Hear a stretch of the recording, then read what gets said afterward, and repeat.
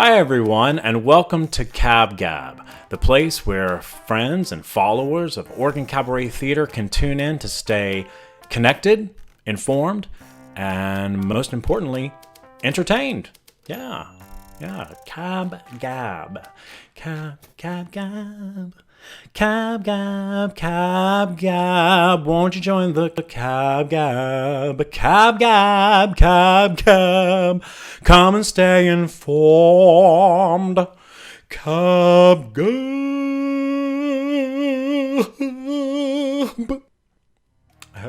I hope you enjoyed that.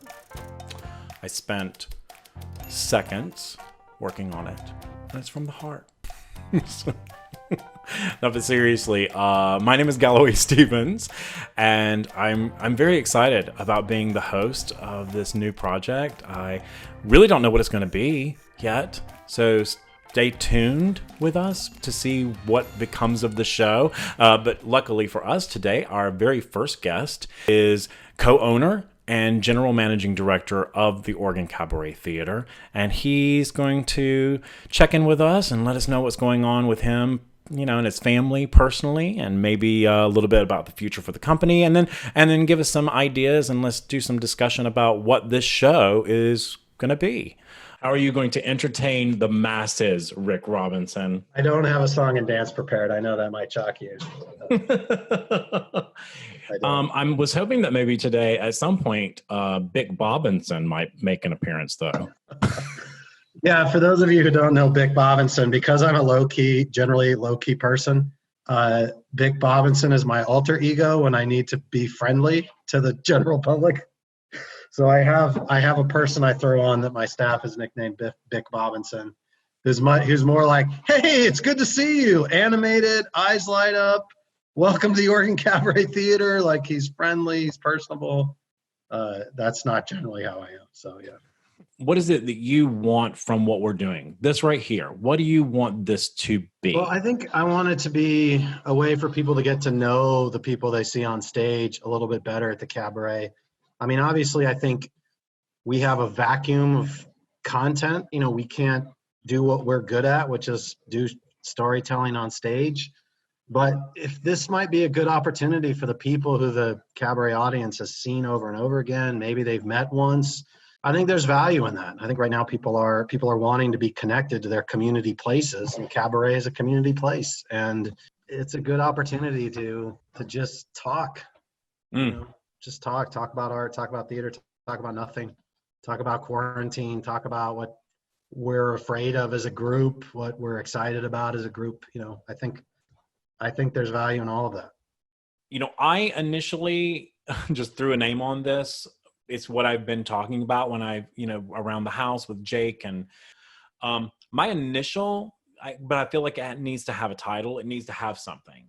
Is there anything that you've been hearing in your head? I've been calling it Cab Gab. Cab Gab. Yeah. And it's just basically like, because that's, to me, is what is primarily going to be. It's going to be talking points and stuff like that. I love it. Fun interviews, cast reunions. So I just feel like I've just been calling it Cab Gab. Love it. Mine was Cabaret and Quarantine, and that's super boring. Super boring. Because I was like Cabaret and Quarantine. That's boring. I like Cab Gab. It's got an informality to it. That's the thing, and that's the thing is, if I'm gonna be the kind of the spearheading host of this, it's just gonna have to be informal, because I'm nobody's Oprah. I'm just not who I am. You're somebody's Oprah. somebody out there is like Galloway Stevens. He's like my modern Oprah Winfrey. Good Lord. Does it feel odd to be working and own a company, manage a company, promote a company, that one of the biggest stars of the company is the Dick Hay Pie, when you yourself cannot enjoy the Dick Hay Pie? Is that weird? Yeah, it is. I tell people, I'm like, I've never had the Dick Hay Pie, and they're always stunned. And I am extremely lactose intolerant. So if I have a Dick Hay Pie, I might as well just eat it on the toilet, because it'll So yeah, I've not had it. And so everybody's like, oh man, that decay pie. And I nod and I smile because yeah, I get that it's good. My daughter likes to say, do you remember what it tastes like? Don't you miss it? She'll eat it and be like, oh, Dad, this is so good. Don't you wish you could have a bite of this? I'm like, that's cruel. I didn't raise you to be cruel. I raised you to be a nice human being. But How is Ella doing? she's doing great. Like today, most of today was daddy daughter day or dad daughter day. She told me to say dad daughter day. So we did like activities. We went out, we played badminton. I took her to Chipotle because that's what she wanted to eat for lunch. Like I was telling her as we were walking back from the car that I think she'll remember this time fondly. Like I know she gets a little cabin fevery and she misses her friends, but like we spend a lot of time together. We play board games together. We eat family dinners every night without staring at the television. We do more activities together. I've gotten the sense in the past couple of years is that there's that palpable sense of I prioritize work over her. And I don't mean to do that. And I try to stay engaged with her life and I coach her soccer team. And it's important for me to be a dad first, but the cabaret devours a lot of my time. It just does. And I wish it didn't. And now it's forced to not, you know, I'll go into the empty office every once in a while, but there's not a pressing need to do a bunch of things other than, like I said, fight bureaucracy. So I think she's going to look back on this time fondly. And I think, you know, other than the fact, again, that it's scary, that I'm scared for my business, that it's a health crisis, I'm afraid of getting it. Those things aside, it's been great. It's been downtime. It's been family time. It's been explore dishes I wanted to cook. I've made homemade tortillas like 8 times because I have the time to roll those things out and make fajitas with fresh tortillas. That's not a thing I would ever think to do in my normal, I work 10 to 5 and come home and rush and go back out to like work the restaurant a little bit. There's never that extravagant, like, let's just get into the zen of cooking a meal, the zen of like doing something without the time pressure. I don't know. Like I think she'll look back on it fondly, and I think in some ways I will too. Of course, all of the horrific things about it put aside. Right. I think that's, yeah, I love hearing that. And how has it been for you? Like how stir crazy are you getting versus enjoyment of the actual time away? Yeah, it comes in waves for sure. And it comes in waves. I'll have I'll have a couple of days where I just, I'm thankful for many things and I'm enjoying, maybe it's the weather outside, stepping out onto the deck or what have you, getting all the Jake time, getting all of my dog time, it's really nice. But then all of a sudden I will wake up one morning and and I'll just walk around all day with heavy breathing, not like coronavirus breathing, thank God, but like heavy breathing where it's just like pent up. I don't know what to do with my energy. Yeah. And I feel like a little lost and I feel frustrated, but we're doing pretty good. It's good. Weird too, because we're coming back from our month-long honeymoon trip. Right back from the month-long honeymoon trip. Right back. Quarantine. Yeah, right back. Like coming back, we were traveling when things really started to go down. Like we're like, this is becoming real. Was when we were leaving Fort Lauderdale, Florida to head back this way. And we had 3 more stops, Los Angeles, or actually 4, Los Angeles, Phoenix, Las Vegas, Reno.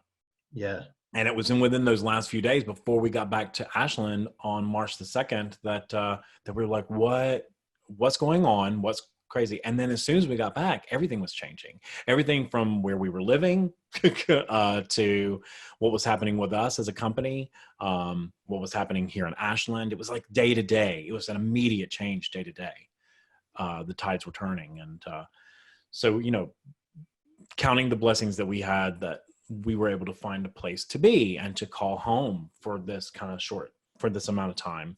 Let's talk for a second, just frankly, about you and I, in this information, when I'm talking to people, again, wanting them to feel like they're allowed to be open and honest, I'm Yeah. going to try to keep things on the lighter side. I'm going to try to keep things positive with everyone that I'm talking to. But I feel like there are going to be times where people are just going to be like, especially if we're talking, if my interviews are with actors and Yeah. designers Yeah. and artists, you know, these are people that are out of work. So I don't want to try to deter them if they want to speak, if they want to speak frankly, if they want to speak politically, if they want to speak, I want them to feel allowed to do so. I want to give them my best ear.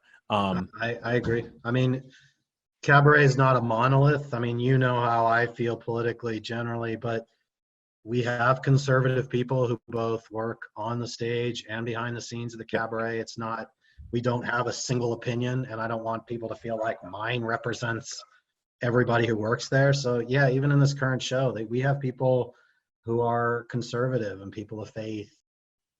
Especially if we start doing kind of like open forum meetings where it's, Yeah. like here's a reunion between this cast. If Oh, I have that's multiple great. people that it'll be Yeah. great to have, but that conversation will probably start getting out there. And I don't mind that. We Good, remind people that, hey, this is how you feel, this is how this group of people feels, but good. it doesn't represent everybody who works for us. I don't think you should shy away from that. I don't. Okay, We'll live with the rocks people want to throw at us. sweet. Um, Otherwise, it's anesthetized. It's anesthetized, and it's marketing speak, and it's meant for everybody, and we don't push any buttons, and it's impersonal. I mean, how can you have a conversation where you get to know somebody better, and yet all of these subjects are taboo? I think it's boring. I think you won't hit it, you won't tap into anything of interest if people don't feel like they can express what they're feeling and their frustrations in the current moment. So I Beautiful. agree with you. Talking about support. Yeah.